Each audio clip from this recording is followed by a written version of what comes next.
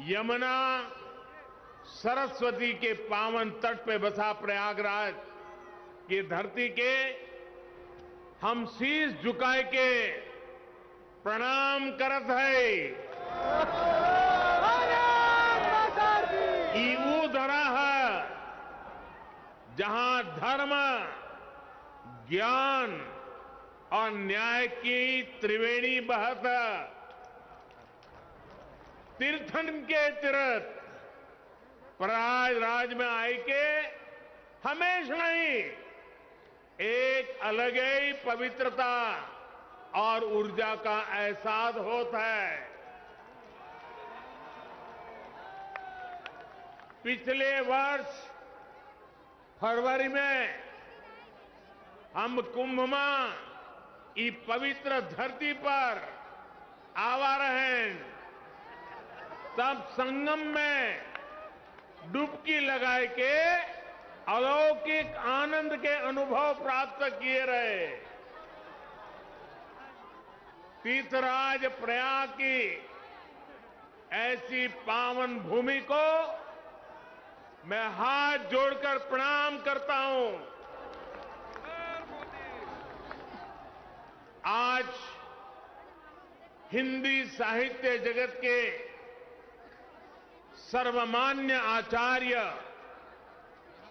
महावीर प्रसाद द्विवेदी जी की पुण्यतिथि भी है। प्रयागराज से साहित्य की जो सरस्वती बही, द्विवेदी जी लंबे समय तक उसके संपादक भी रहे। मैं उन्हें अपनी श्रद्धांजलि अर्पित करता हूं। माता और बहनों, प्रयागराज हजारों सालों से हमारी मातृशक्ति की प्रतीक मां गंगा, यमुना, सरस्वती के संगम की धरती रही है। आज ये तीर्थ नगरी नारी शक्ति के इतने अद्भुत संगम की भी साक्षी बनी है। ये हम सभी का सौभाग्य है कि आप सभी हमें अपना स्नेह देने, अपना आशीर्वाद देने आई हैं। माताओं बहनों, मैं यहां मंच पर आने से पहले मैंने बैंकिंग सखियों से, स्व सहायता समूह से जुड़ी बहनों से और कन्या सुमंगला योजना की लाभार्थी बेटियों से बात की।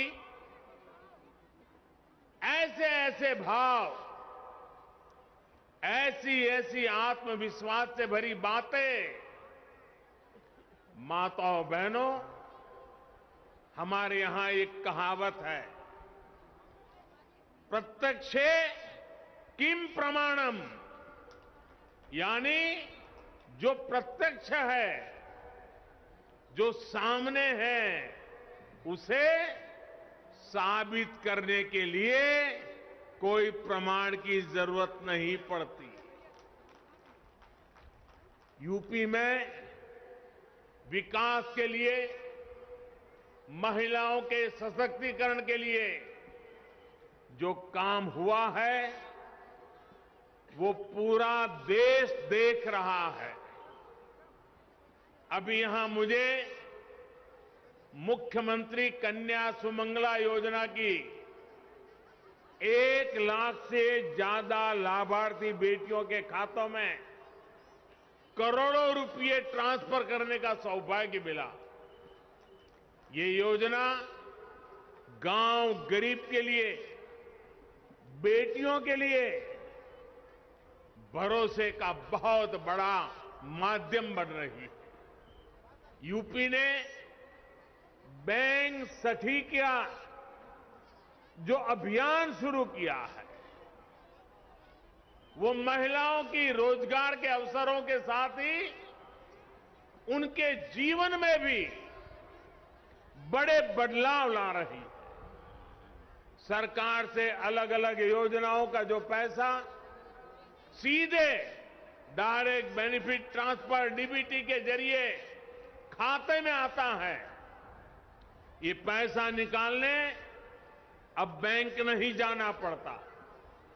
बैंक सखी की मदद से ये पैसा गांव में घर पर ही मिल जाया करता है। यानी बैंक सखी बैंक को गांव तक लेकर आ गई है।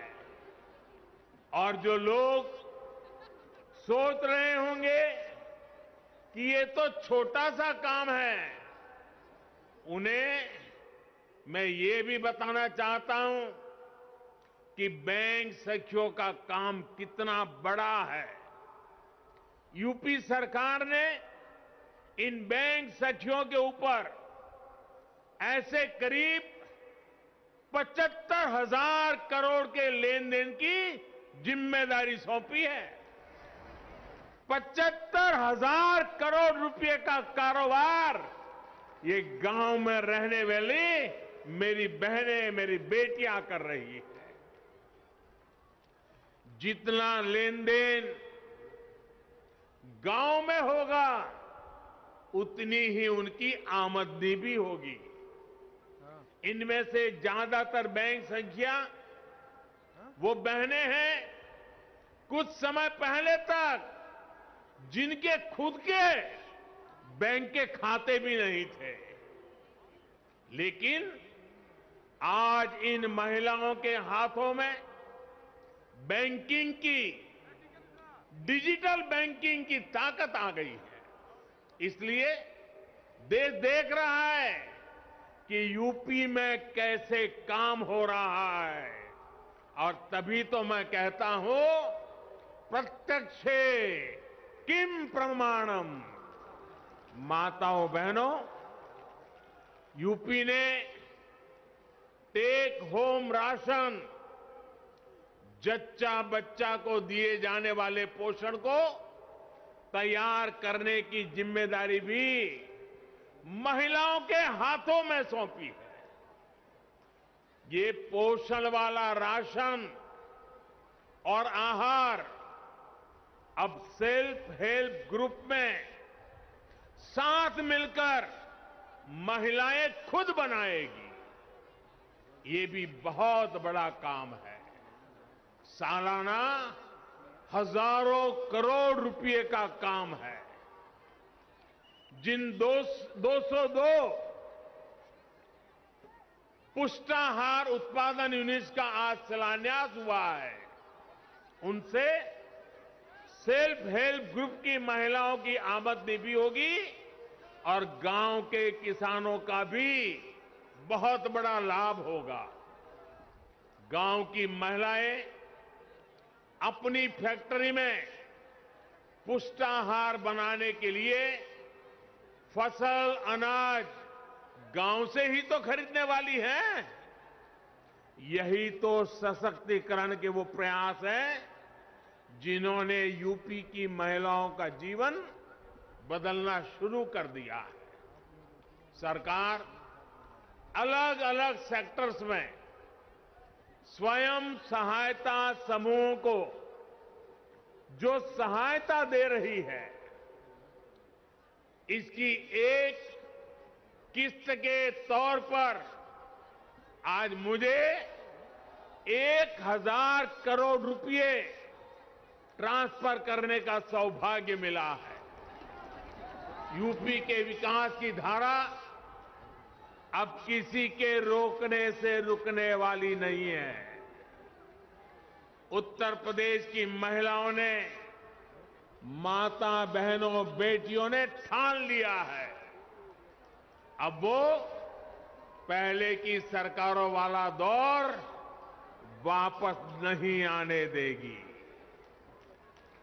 डबल इंजन की सरकार ने यूपी की महिलाओं को जो सुरक्षा दी है, जो सम्मान दिया है, उनकी गरिमा बढ़ाई है, वो अभूतपूर्व है। भाइयों और बहनों, माताओं, बहनों, बेटियों, उनका जीवन पीढ़ियों को प्रभावित करने वाला, पीढ़ियों का निर्माण करने वाला जीवन होता है।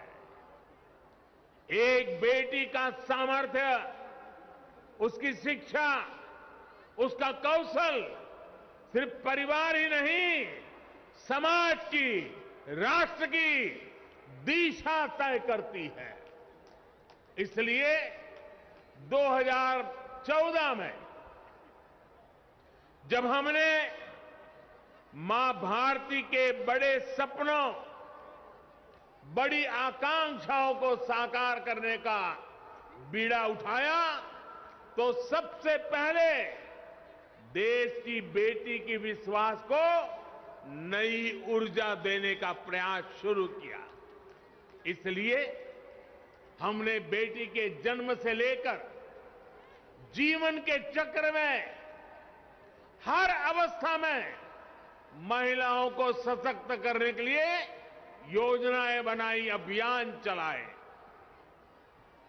साथियों, बेटियां कोख में ही ना मरी जाएं, वो जन्म लें, इसके लिए हमने बेटी बचाओ बेटी पढ़ाओ अभियान के माध्यम से समाज की चेतना को जगाने का प्रयास किया। आज परिणाम यह है कि देश के अनेक राज्यों में बेटियों की संख्या में बहुत वृद्धि हुई है। प्रसव के बाद भी बिना चिंता के अपने बच्चे की शुरुआती देखरेख करते हुए मां अपना काम जारी रख सके, इसके लिए महिलाओं की छुट्टी को 6 महीने किया गया है। साथियों, गर्भावस्था के दौरान गरीब परिवारों में मातृ स्वास्थ्य चिंता का एक बहुत बड़ा कारण रहा है। इसलिए हमने गर्भवती महिलाओं के टीकाकरण, अस्पतालों में डिलीवरी और गर्भावस्था के दौरान पोषण पर विशेष ध्यान दिया। प्रधानमंत्री मातृ वंदना योजना के तहत गर्भावस्था के दौरान 5,000 रुपये महिलाओं के बैंक खाते में जमा किए जाते हैं, ताकि वो उचित खान पान का ध्यान रख सके। अभी तक 2 करोड़ से ज्यादा बहनों को लगभग 10,000 करोड़ रुपए दिए जा चुके हैं। साथियों, बेटियां ठीक से पढ़ाई कर सकें,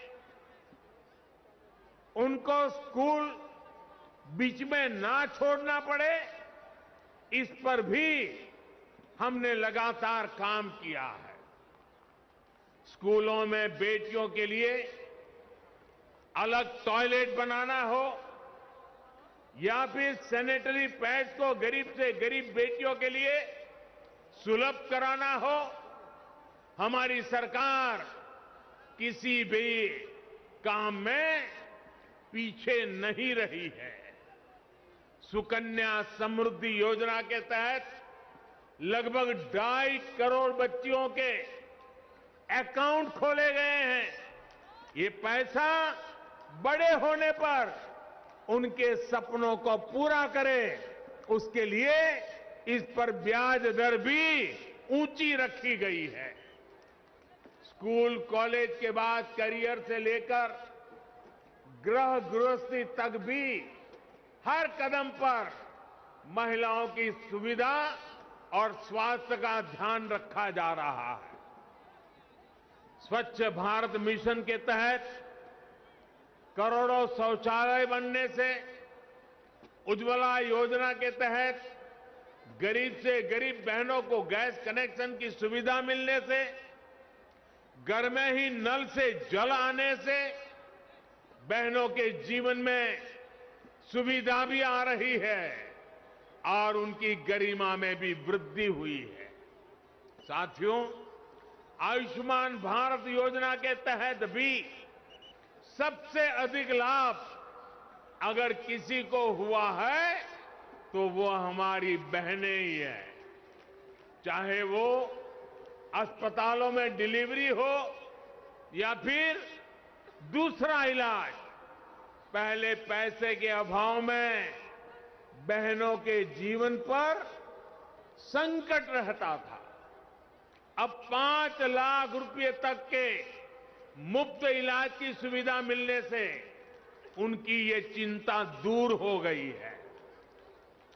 माताओं बहनों, भारतीय समाज में हमेशा से माताओं बहनों को सर्वोपरि दर्जा दिया गया है। लेकिन आज एक सच्चाई की तरफ भी मैं आपका, पूरे देश का ध्यान दिलाना चाहता हूं। हमारे यहां परंपरा से सदियों तक, दशकों तक ऐसी व्यवस्था रही कि घर और घर की हर संपत्ति को केवल पुरुषों को ही अधिकार समझा जाने लगा। घर है तो किसके नाम? पुरुषों के नाम। खेत है तो किसके नाम? पुरुषों के नाम। नौकरी दुकान पर किसका हक? पुरुषों का।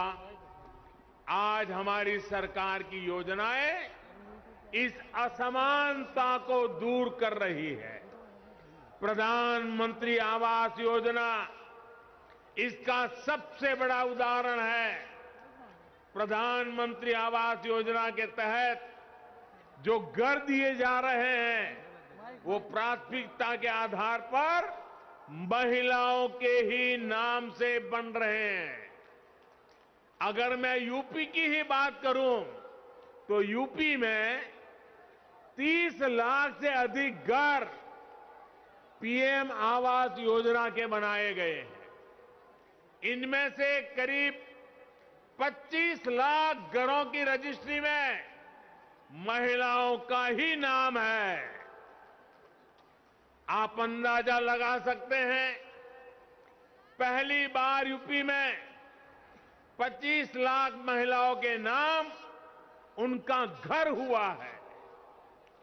जिन घरों में पीढ़ियों से किसी महिला के नाम पर कोई संपत्ति नहीं थी, आज वो पूरे के पूरे घर किसी महिला के ही नाम है। यही तो होता है महिलाओं का सशक्तिकरण, सच्चा सशक्तिकरण। यही तो होता है विकास। माताओं बहनों, मैं आज आपको एक और योजना के बारे में बताना चाहता हूं। ये योजना है केंद्र सरकार की स्वामित्व योजना।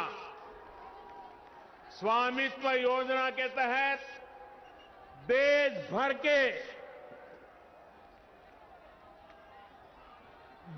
भर के गांवों में घरों को जमीनी के ड्रोन से तस्वीर लेकर घर के मालिकों को प्रॉपर्टी के कागज दिए जा रहे हैं। घरौनी दी जा रही है। ये घरौनी देने से घर की महिलाओं को प्राथमिकता दी जा रही है। अगले कुछ वर्षों में उत्तर प्रदेश के गांव में योगी जी की सरकार हर घर की मैपिंग कराकर ऐसे ही घरौनी देने का काम पूरा कर लेगी। फिर जो बने हुए घर हैं, उनके कागज में भी घर की महिलाओं का नाम होगा, घर की माताओं का नाम होगा। साथियों, रोजगार के लिए, परिवार की आमदनी बढ़ाने के लिए जो योजनाएं देश चला रहा है, उसमें भी महिलाओं को बराबर का भागीदार बनाया जा रहा है। मुद्रा योजना आज गांव-गांव में गरीब परिवारों से भी नई नई महिला उद्यमियों को प्रोत्साहित कर रही है। इस योजना के तहत मिले कुल ऋण में से लगभग 70% महिलाओं को दिए गए हैं। दीनदयाल अंत्योदय योजना के जरिए भी देश भर में महिलाओं को सेल्फ हेल्प ग्रुप की और ग्रामीण संगठनों से जोड़ा जा रहा है। महिला स्वयं सहायता समूह की बहनों को तो मैं आत्मनिर्भर भारत की चैंपियन मानता हूं। मैं स्वयं सहायता समूह असल में राष्ट्र सहायता समूह है, इसलिए राष्ट्रीय आजीविका मिशन के तहत 2014 से पहले के 5 वर्षों में जितनी मदद दी गई, बीते 7 साल में उसमें लगभग 13 गुना बढ़ोतरी गई है। 13 गुना बढ़ोतरी। हर सेल्फ हेल्प ग्रुप को पहले जहां 10 लाख रुपए तक का बिना गारंटी का ऋण मिलता था, अब ये सीमा भी दोगुनी यानी 20 लाख की गई है। माताओं बहनों, शहर हो या गांव, महिलाओं के लिए हमारी सरकार हर छोटी बड़ी मुश्किलों को ध्यान में रखते हुए फैसले ले रही है। कोरोना के इस कालखंड में आपके घर का चूल्हा जलता रहे, इसके लिए मुफ्त राशन देने की व्यवस्था हमारी ही सरकार ने की है। महिलाएं रात की पाली में भी काम कर सके, इसके लिए नियमों को आसान बनाने का काम हमारी ही सरकार ने किया। खदानों में महिलाओं के काम करने पर जो कुछ बंदिश थी, वो हमारी ही सरकार ने हटाई है। देश भर के सैनिक स्कूलों के दरवाजे लड़कियों के लिए खोल देने का काम हमारी सरकार ने किया है। रेप जैसे संगीन अपराधों की तेजी से सुनवाई के लिए हमारी सरकार देश भर में करीब 700 फास्ट ट्रैक कोर्ट स्थापित कर चुकी है। मुस्लिम बहनों को अत्याचारों से बचाने के लिए 3 तलाक के खिलाफ कानून हमारी सरकार ने बनाया है। साथियों, बिना किसी भेदभाव, बिना किसी पक्षपात, डबल इंजन की सरकार बेटियों के भविष्य को सशक्त करने के लिए निरंतर काम कर रही है। अभी कुछ दिन पहले ही केंद्र सरकार ने एक और फैसला किया है। पहले बेटों के लिए शादी की उम्र कानूनन 21 साल थी, लेकिन बेटियों के लिए ये उम्र 18 साल की ही थी। बेटियों भी चाहती थी कि उन्हें उनकी पढ़ाई लिखाई के लिए आगे पढ़ने के लिए समय मिले, बराबर अवसर मिले, इसलिए बेटियों के लिए शादी की उम्र को 21 साल करने का प्रयास किया जा रहा है। देश ये फैसला बेटियों के लिए कर रहा है, लेकिन किसको इससे तकलीफ हो रही है, ये सब देख रहे हैं। भाई और बहनों, 5 साल पहले यूपी की सड़कों पर माफिया राज था। यूपी की सत्ता में गुंडों की हनक हुआ करती थी। इसका सबसे बड़ा भुक्तभोगी कौन था? मेरी यूपी की बहन बेटियां थी। उन्हें सड़क पर निकलना मुश्किल हुआ करता था, स्कूल कॉलेज जाना मुश्किल होता था। आप कुछ कह नहीं सकती थी, बोल नहीं सकती थी, क्योंकि थाने गई तो अपराधी बलात्कारी की सिफारिश में किसी को फोन आ जाता था। योगी जी ने इन गुंडों को उनकी सही जगह पहुंचाया है। आज यूपी में सुरक्षा भी है, यूपी में अधिकार भी है।